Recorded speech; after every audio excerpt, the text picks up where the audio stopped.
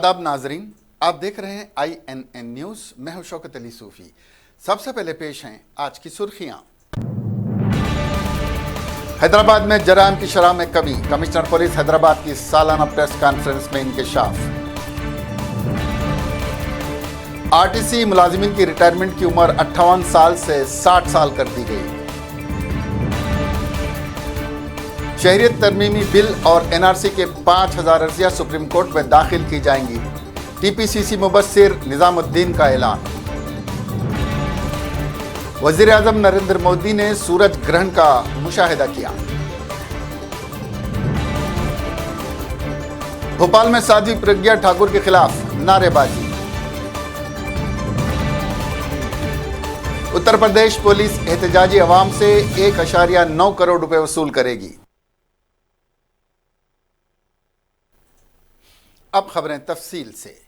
Hyderabad city police commissioner Anjani Kumar ने बताया कि इस साल जराइम की शरह में पिछले साल के मुकाबले में 3% कमी हुई है। अंजनी कुमार ने आज सालाना प्रेस कॉन्फ्रेंस से खिताब करते हुए जराइम के आदाद शुमार पर मबनी सालाना रिपोर्ट पेश की है। उन्होंने कहा कि खवातीन की हिफाजत पर सबसे ज़्यादा तरजीह दी जा रही है। उन्होंने कहा कि हैदराबाद में इस साल जराइम में गुज़िश्ता साल के मुकाबले में कमी वाक़ हुई है।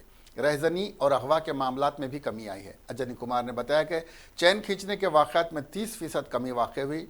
उन्होंने कहा कि जायदाद के मामलात में भी 2% कमी वाक़ हुई है। इसके अलावा 4216 मामलात को पुलिस ने CCTV की मदद से हल कर लिया। चोरी के माल में वसूली को भी पुलिस ने नुमाया तौर पर अंजाम देते हुए 61% माल को रिकवर कर लिया है। अंजनी कुमार ने बताया कि 0 FIR जनवरी से फुल टाइम के लिए वसूल किए जाएंगे। इसके अलावा सड़क हादसात में भी नुमाया कमी वाक़ हुई है। इसके लिए ई चालान बहुत कारगर साबित हुए। उन्होंने बताया कि कांस्टेबल से लेकर IPS ओहदेदार तक एडवांस्ड टेक्नोलॉजी की तरबियत दी गई है। अंजनी कुमार ने बताया कि बशमल एक बैरूनी बाशिंदे के 196 अफराद को ड्रग्स के 88 मामलात में गिरफ्तार किया गया है।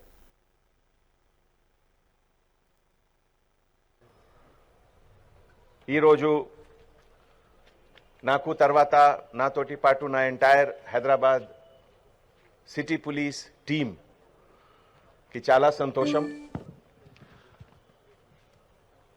మీ అందరు ఇక్కడికి వచ్చారు. ఇది ఒక సిటీ పోలీస్ కి ఎంకరేజ్మెంట్, సిటీ పోలీస్ కి హార్డ్ వర్క్ కి ఒక రికగ్నిషన్, అండ్ దట్ ఆల్సో ఒక హిస్టారికల్ ప్లేస్ కోటి రెసిడెన్సీ, కోటి విమెన్స్ కాలేజ్, ఇది కూడా ఒక పర్పస్ ఉంది, ఒక మెసేజ్ ఉంది. ఈ సందర్భంలో first of all entire city police top leadership తరఫు నుంచి I congratulate first Telangana RTC मुलाजिमिन के लिए इंतजामिया ने खुशखबरी दी है। RTC इंतजामिया ने तमाम मुलाजिमिन की रिटायरमेंट की उम्र 58 साल से बढ़ाकर 60 साल कर दी है। हुकूमत ने इस सिलसिले में आज अहकाम जारी कर दिए। चीफ मिनिस्टर KCR ने 52 दिन की हड़ताल के बाद RTC कारकुनों से तबादला खिलाल के दौरान मुलाजिमिन की रिटायरमेंट की उम्र में इजाफे का वादा किया था।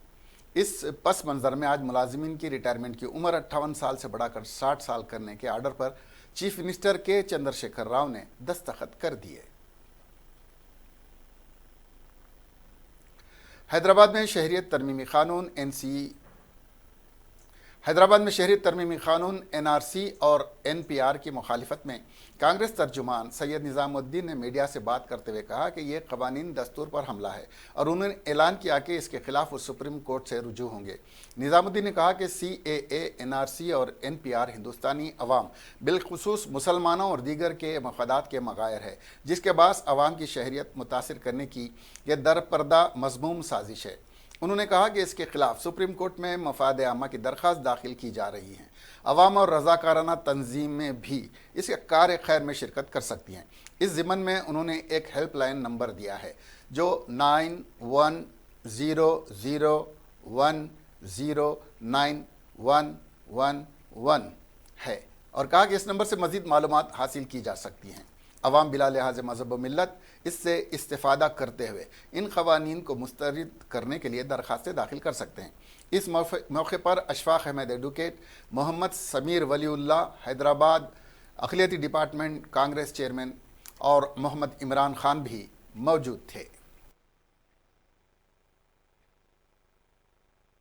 Citizenship amendment act, national population register और एनआरसी, ये तीनों एक ही कॉन्स्पिरेसी है।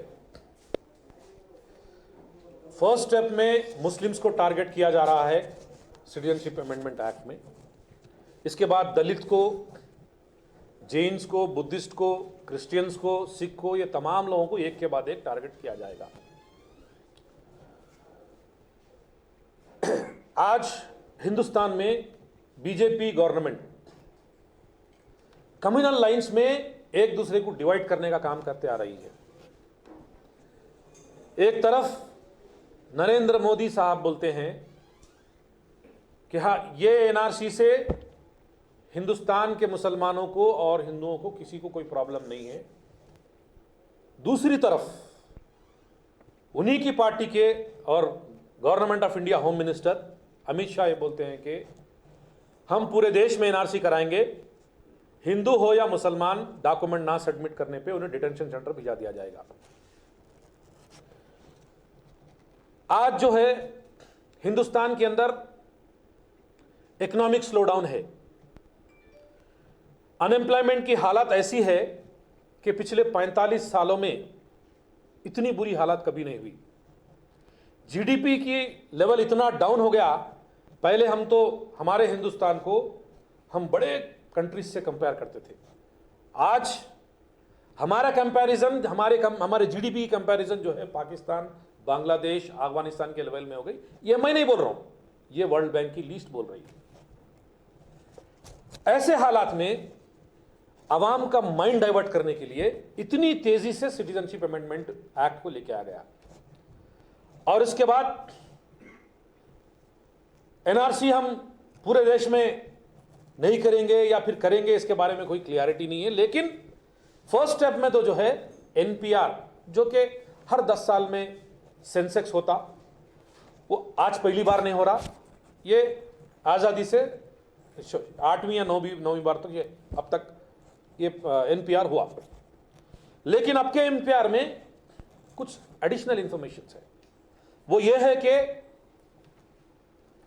आपके वालिद का डेट ऑफ बर्थ, आपके वालदा का डेट ऑफ बर्थ, उन्होंने कहाँ पैदा हुए, उन्होंने कहाँ रहते थे, कौन से गांव से उनका ताल्लुक है, कौन से स्टेट का उनसे ताल्लुक है, ये information, voter ID card number, PAN card number, Aadhaar card number, telephone number, ये तमाम डिटेल्स, लाइसेंस का नंबर, ये इसमें पूछा जा रहा है। तो अभी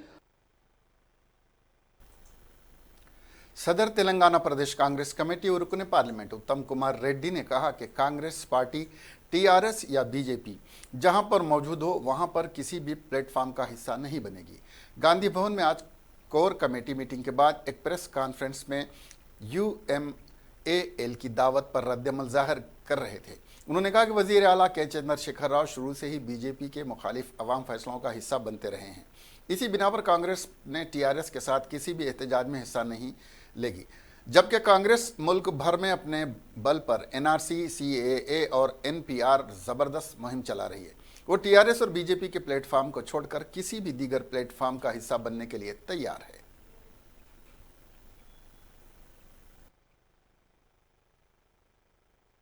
మేము అందుబాటులో ఉన్న సీనియర్ నాయకులతో డిస్కస్ చేసి కొన్ని ప్రకటన చేస్తున్నాం। దయచేసి ఇది తెలంగాణ ప్రజానీకానికి సమాజానికి చాలా ముఖ్యమైన విషయం కాబట్టి మేము చెప్పింది యథాతథంగా చాలా జాగ్రత్తగా మీరు కవర్ చేయాలని చెప్పి మీకు సవినయంగా విజ్ఞప్తి చేస్తున్నాం। రాష్ట్రంలో జరుగుతున్న రాజకీయ పరిణామాలు గత 2-3 వారాల నుంచి దేశంలో జరుగుతున్న పరిణామాలు మీరు కూడా అందరూ గమనించి ఉండొచ్చు। దానికి తెలంగాణ కాంగ్రెస్ పార్టీగా మా స్పందన మేము తెలియజేస్తున్నాం. ఇప్పటి నుంచి మేము తెలంగాణ రాష్ట్రంలో బీజేపీతో కానీ టీఆర్ఎస్తో కానీ ఏ ప్లాట్ఫామ్ షేర్ చేసుకోము. ఏ అంశంపై ఎవరు సమావేశం పిలిచినా బీజేపీ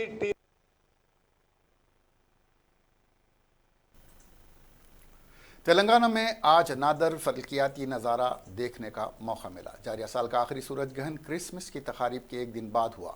सूरज ग्रहण के मौके पर सूरज आग के दायरे की शक्ल में नजर आया। जुमेरात को सुबह 8 बजे इसकी शुरुआत हुई। माहिरीन फलकियात ने निशानदेही की कि इस तरह का सूरज ग्रहण जुलाई 2009 और जनवरी 2010 में देखा गया था। जून 2020 में एक और सूरज ग्रहण होगा, ताहम उसका मुआजना जुमेरात के सूरज ग्रहण से नहीं किया जा सकेगा क्योंकि ये गैर वाज़ेह होगा। मुकाम की मुनासिबत से लोग इसका मुशाहिदा कर सकेंगे। सुबह 9:31 पर हैदराबाद में सूरज ग्रहण का मुशाहिदा किया गया क्योंकि उस वक्त सूरज के 74% हिस्से को चांद ने छुपा लिया था। इस मौके पर हैदराबाद में सुबह में शाम जैसा मंजर नजर आ रहा था।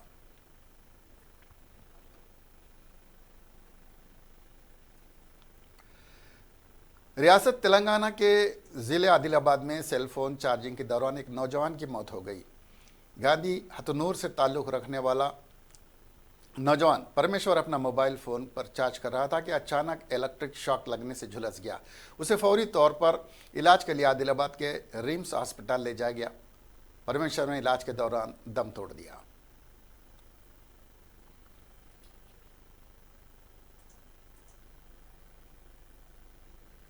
तेलंगाना में शदीद सर्दी की लहर जारी है। शाम में 6 बजे से ही सर्दी की लहर शुरू हो रही है, जिसके नतीजे में लोग शाम और सुबह में घरों से निकलने से गुरेज कर रहे हैं। शुमाली हिंद से आ रही सर्द हवाओं के नतीजे में दोनों तेलुगु रियासतों में दर्जे हरारत में गिरावट हुई है। रियासत एपी के एजेंसी इलाकों के अवाम सर्दी से परेशान हैं। सर्दी की लहर में बतदरीज इजाफा होता जा रहा है। रियासत के कई मुकामात पर दिन के मुकाबले रात के अवकात में सर्दी की लहर दर्ज की जा रही है। कई मुकामात पर सुबह की अवलीन सातों में दर्जे हरारत में कमी हो गई है। लोग सर्दी से बचने के लिए गर्म कपड़ों और लिहाफों के साथ साथ स्वेटर का इस्तेमाल कर रहे हैं।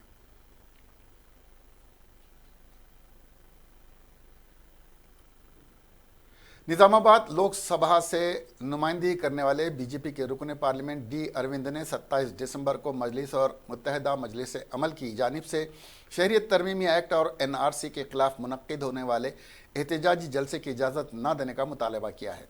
अरविंद ने इस सिलसिले में ज़िला कलेक्टर को एक याददाश्त हवाले की और CAA और NRC के खिलाफ जलसे की इजाज़त देने पर शहर में कशीदगी पैदा होने का खदशा जाहिर किया है।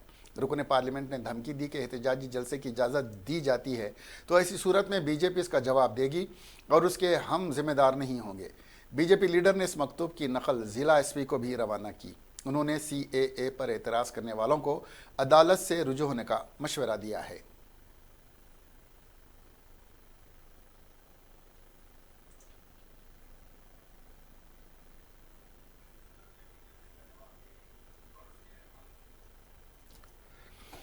NRC और शहरियत तरमीमी कानून के खिलाफ आदिलाबाद में निकाली गई ज़बरदस्त रैली, जिसके बाद में उसको रुकन असम्बली जोगू रामन्ना, सियासी और मजहबी कायदीन के अलावा उलमा इकराम, मुख्तलिफ मकतब फ़िक्र से ताल्लुक़ रखने वाले अहबाब और नौजवानों ने की कसीर तादाद इसमें शिरकत की।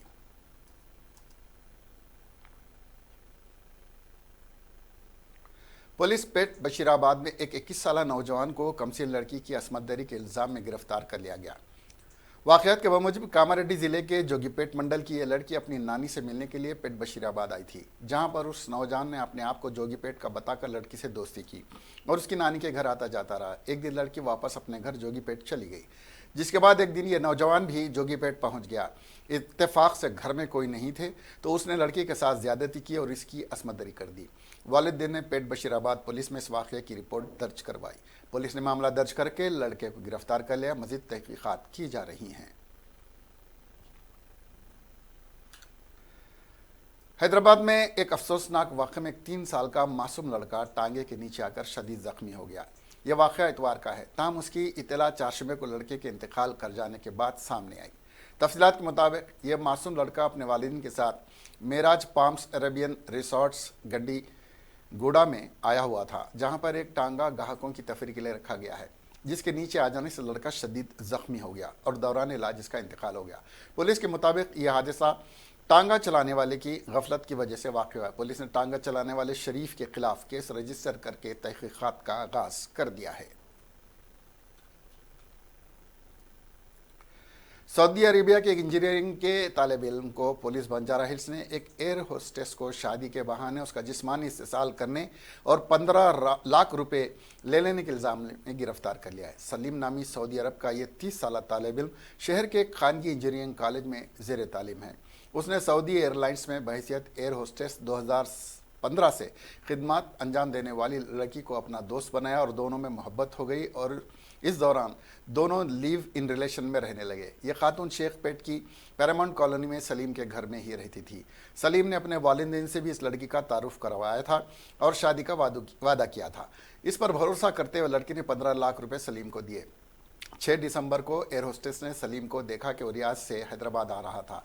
लड़की ने इससे शादी और पैसों से मुताल्लिक बात की तो उसने कहा कि ना तो वो शादी करेगा और ना ही रकम लौटाएगा, जिस पर लड़की ने बंजारा हिल्स पुलिस में शिकायत दर्ज करवाई। बंजारा हिल्स पुलिस ने मामला दर्ज करके मुलजिम को गिरफ्तार करते हुए नामपल्ली अदालत में पेश किया और अदालत ने उसे रिमांड में भेज दिया।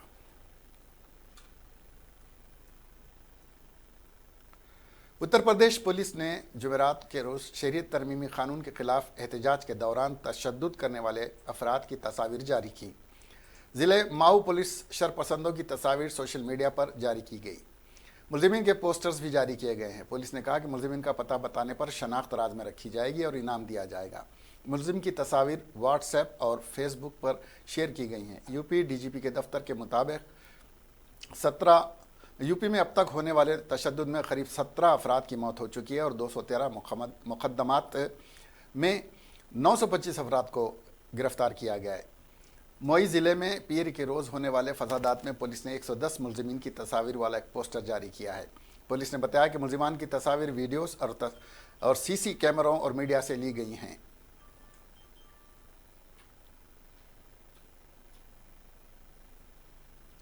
शहरियत तरमीमी बिल कानून को लेकर यूपी में पुरतशद्दुद मुजाहरे हुए। मुजाहरों में यूपी के 19 लोगों ने अपनी जान गंवाई।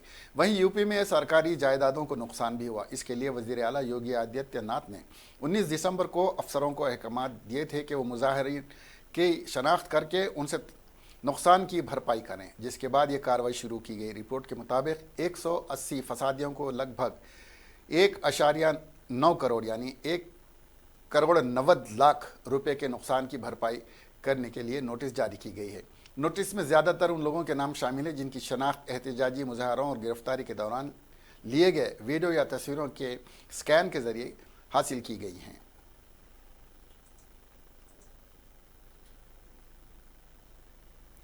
भोपाल से बीजेपी रुकन पार्लियामेंट प्रज्ञा सिंह ठाकुर हमेशा से ही तनाज़ात की वजह से सुर्खियों में रहती हैं। रुकन पार्लियामेंट बनने के बाद से भी वो मुसलसिल तनाज़ात में रह रही हैं। इनके एक तबसरे पर वज़ीर आज़म मोदी उनसे इतने नाराज़ हो गए थे कि उन्होंने कहा था कि वो प्रज्ञा ठाकुर को कभी माफ़ नहीं करेंगे। इसके बाद भी तनाज़े का पीछा नहीं छोड़ रहा है। मुतादिद तनाज़ात के बाद बुध को मध्य प्रदेश के दारुल हुकूमत भोपाल में खुद को दहशतगर्द कहे जाने पर प्रज्ञा ठाकुर बौखला गईं। उन्होंने कहा कि माखन लाल चतुर्वेदी नेशनल यूनिवर्सिटी में कांग्रेस की तलबा wing national students union of India के कारकुनान ने बुध के रोज़ उन्हें दहशतगर्द कहा। यह लफ्ज़ गैर कानूनी और नाशाइस्ता है। उन्होंने खातून रुकन पार्लियामेंट को गाली दी जो एक आईनी ओहदे पर है। वो सभी गद्दार हैं। मैं यकीनी तौर पर कार्रवाई करूंगी, प्रज्ञा ठाकुर ने कहा।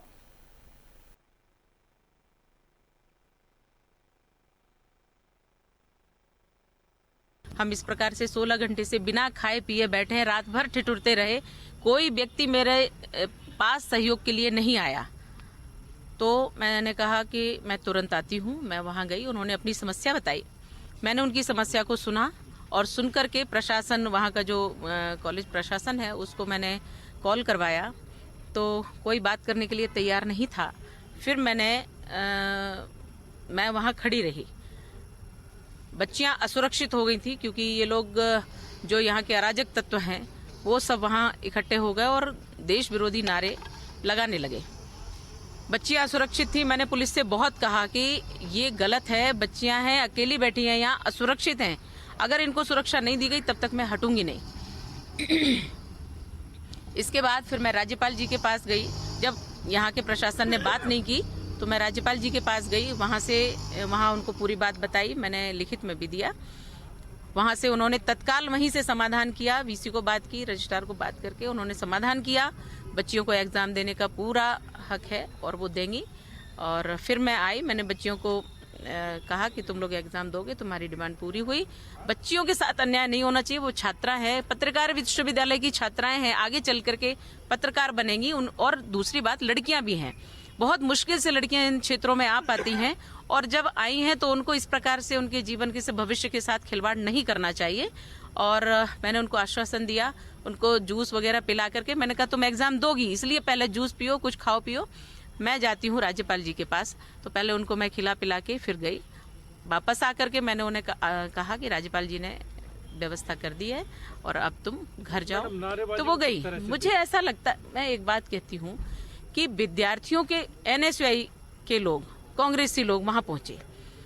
एनएसयूआई किसके लिए कहते हैं ये लोग कि विद्यार्थियों का है, तो विद्यार्थी के वहां तो एक संकेत नहीं थे उनके, पूरी तरह से वो लोग गुंडागर्दी करने के लिए वहां पहुंचे थे। एक बात है, मैं सांसद हूँ, बच्चियों ने मुझे फोन करके बोला, मैं वहां पहुंची, मैंने उनकी बात सुनी। अगर मैं इन अराजक तत्वों के रोकने पर रुक जाती या वापस जाती, मुझे लगता है कि मैं अपने लक्ष्य से हटती और बच्चियों का भविष्य बिगड़ता। मैं इन चीजों से डरने वाली नहीं हूँ और ना ही पीछे हटने वाली हूँ। सत्य के लिए मैं डटी रहूंगी, गलत करूंगी नहीं। और ऐसा ही मैं सभी से अपेक्षा करती हूँ कि विद्यार्थियों ने, छात्राओं ने अपने हक के लिए बात की है, उनके अब वो अच्छे से एग्जाम देंगी और आगे उनका भविष्य अच्छा है। खिलाफ कोई कार्रवाई करेंगे आप? क्योंकि आतंक, बिल्कुल, उन्होंने आतंकवादी कहा है, उन्होंने सांसद आतंकवादी कहा है, उन्होंने हमें आतंकवादी कहा है। ये संवैधानिक तौर पर भी गलत है, गैर कानूनी है, अशोभनीय है, अमर्यादित है। तो इसके विरुद्ध कानूनी कार्यवाही निश्चित रूप से की जाएगी। जो भी होगा मैं करूंगी। सज्जन सिंह वर्मा उन्होंने कहा है कि खून से रंगे हुए हाथ हैं और उस वजह से मोदी जी के पतन ये लोग कोर्ट से ऊपर हो चुके हैं। मुझे ऐसा लगता है कांग्रेसी नेता अपने आप को कोर्ट से ऊपर समझते हैं और इस प्रकार से उनका बोलना वो भी गैर कानूनी है। तो इनके जो बयान हैं, इनसे देश के ऊपर कोई असर नहीं पड़ता और साध्वी प्रज्ञा सिंह ठाकुर के ऊपर भी कोई असर नहीं पड़ता। ये जो कह रहे हैं खून से रंगे हाथ हैं, ये इनका ही षड्यंत्र है। अब वो षड्यंत्र इनको फेल होता हुआ नजर आ रहा है, तो जितने दिन भुना सकते हैं भुना रहे हैं, प्रयास कर रहे हैं। अपने देशभक्त कोई भी अपने देश के विरुद्ध कभी कोई गलत काम कर ही नहीं सकता और हिंदू तो कभी करता ही नहीं है। तो ये जो नारे वाला आप क्या कार्रवाई करेंगे? जो भी कानूनन कार्रवाई में पूरी। शहरियत तरमीमी बिल के खिलाफ उत्तर प्रदेश में एहतजाज का सिलसिला जारी है। जिला हुकाम ने अफवाहों के बाद आगरा में पुलिस को अलर्ट करते हुए इंटरनेट सर्विस बंद कर दी है। हुकाम का कहना है कि सीएए एहतजाज के जरिए आगरा में तशद्दुद का खदशा है, जिसके पेश नज़र ब्रॉडबैंड और मोबाइल इंटरनेट खिदमात पर पाबंदी का ऐलान किया गया है। जुमेरात की सुबह 8 बजे से जुमा की शाम 6 बजे तक इंटरनेट खिदमात दस्तयाब नहीं होंगी। ज़िला इंतज़ामिया ने कहा कि इंटरनेट खिदमात पर पाबंदी सिर्फ सीएए के खिलाफ झूठे प्रोपेगेंडा को रोकने के लिए है। नमाज जुमा के बाद शहर में तशद्दुद बर्पा होने का खदशा है। सोशल मीडिया पर गलत अफवाहों के फैलाए जाने की वजह से रियासत में पहले इस तरह के तशद्दुद के वाक़यात पेश आए हैं।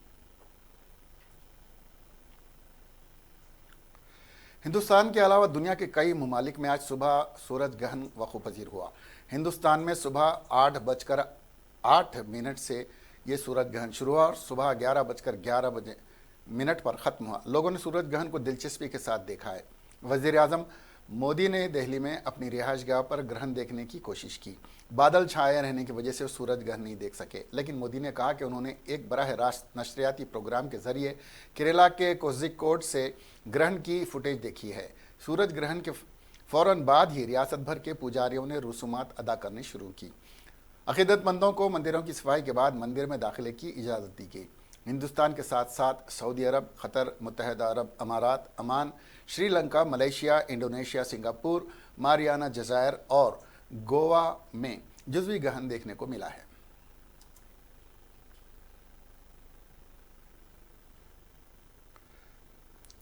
जुमेरात के रोज सूरज ग्रहण के बाद कर्नाटक के साईं बाबा मंदिर बंद हो गया। चांद ग्रहण से कबल अकीदतमंदों ने हैकल के अंदर ही हनुमान चालीसा गया था। जुमेरात के रोज़ दिल्ली में बिरला मंदिर के पोर्टल भी बंद कर दिए गए थे। चांद ग्रहण से 12 घंटे कबल बुध की शाम एक आरती अदा करने के बाद दरवाजे बंद कर दिए गए थे। इस तरह वाराणसी में मंदिरों के दरवाजे 12 घंटों के लिए बंद रहे। मंदिरों के पोर्टल्स को एक पूजा अदा करने के बाद कल 8:20 पर बंद कर दिया गया था। मुल्क के बेशतर हिस्सों बशमूल उड़ीसा, केरला, गुजरात, तमिलनाडु, कर्नाटक, महाराष्ट्र और दिल्ली में जुमेरात की सुबह सूरज ग्रहण देखने में आया, जिसके बारे में कहा जाता है कि दिहाई के आखिरी हिस्से में है। सूरज ग्रहण जो उस वक्त होता है जब चांद ज़मीन और सूरज के दरमियान से गुजरता है। सुबह 8:08 पर शुरू हुआ और आज सुबह 10:57 तक जारी रहा। हिंदुस्तान की रियासत उत्तर प्रदेश में पहली मरतबे क्रॉस जेंडर्स यानी हिजड़ों के लिए यूनिवर्सिटी कायम की जा रही है। ये यूनिवर्सिटी कुशीनगर ज़िले में कायम की जाएगी। ऑल इंडिया कन्नेरा सजा सर्विस ट्रस्ट के सदर डॉक्टर कृष्णा मोहन मिश्रा ने कहा कि मुल्क में ये पहला मौका है जब ट्रांसजेंडर्स के लिए एक यूनिवर्सिटी कायम की जा रही है और हमने पहले ही इस अमल को शुरू किया है। यहाँ फर्स्ट क्लास से लेकर पोस्ट ग्रेजुएशन और PhD तक तालीम हासिल की जा सकती है। अगले साल फरवरी और मार्च से क्लासेस का आगाज़ होगा। यूनिवर्सिटी के क़याम से हुसूल तालीम के ख्वाहिशमंद तीसरी जिन्स के लोग बड़े खुश हैं।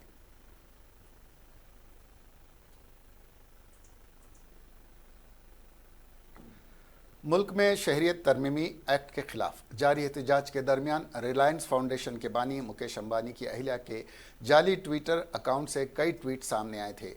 इस ट्विटर हैंडल से मुतनाज़ा ट्वीट्स की गईं। जब मामला मंजरेआम पर आया, रिलायंस जियो इन्फोकॉम ने इस हरकत की शदीद मजम्मत की। इस सिलसिले में रिलायंस जियो इन्फोकॉम के तर्जुमान ने कहा कि नीता अंबानी के पास कोई ट्विटर अकाउंट नहीं है। उनका नाम या तस्वीर वाले तमाम ट्विटर अकाउंट्स जाली हैं। तर्जुमान ने कहा कि दरअसल किसी ने मौके से फ़ायदा उठाया और एक जाली ट्विटर नीता अंबानी के नाम पर अकाउंट बनाया। इस अकाउंट के ज़रिए बहुत सारे ट्वीट्स किए गए थे। ट्वीट पर बहुत से लोगों ने भी इस अकाउंट को जाली करार देते हुए ट्विटर से कार्रवाई का मुतालबा किया है। इस मामले पर रिलायंस जियो इन्फोकॉम के तर्जुमान ने कहा कि नीता अंबानी के मुबैना ट्विटर अकाउंट से बहुत सारे ट्वीट सामने आए हैं। हम ये बताना चाहते हैं कि नीता अंबानी के पास कोई ऑफिशियल ट्विटर अकाउंट नहीं है। इसके नाम या तस्वीर वाले तमाम ट्विटर अकाउंट्स जाली हैं। इस मुबैना ट्विटर अकाउंट को मुअत्तल कर दिया गया है।